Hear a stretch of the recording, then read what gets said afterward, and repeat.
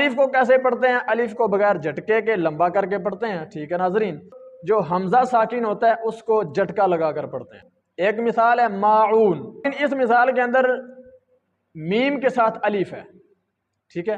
اب الف کی جو علامت ہے جزم والی وہ نظر نہیں آ رہی، تو اس کو کیا کریں گے؟ لمبا کر کے پڑھیں گے، معون، ٹھیک ہے۔ اب اگلی مثال دیکھیں، تأکلون۔ تأکلون کے اندر جو تا کے ساتھ الف ہے اس کے اوپر جزم ہے، تو اب یہ الف نہیں رہا، ٹھیک ہے۔ اب اس الف کو حمزہ پڑھیں گے، ٹھیک ہے۔ اس حمزہ کو ذرا جھٹکا لگا کر پڑھیں گے تو کیسے بنے گا؟ تأکلون۔ تو ناظرین یہ دونوں کی پہچان ضروری ہے۔ جو ایک عام بندہ ہے جس کو ان دونوں کی پہچان کا پتہ نہیں ہے تو وہ یہاں پر ضرور غلطی کرے گا۔ اب دیکھیں معون اور تأکلون، ٹھیک ہے۔ اب وہ بھی الف ہے، یہ بھی الف ہے، ٹھیک ہے۔ اب جس کو پہچان ہوگی وہی بتا سکے گا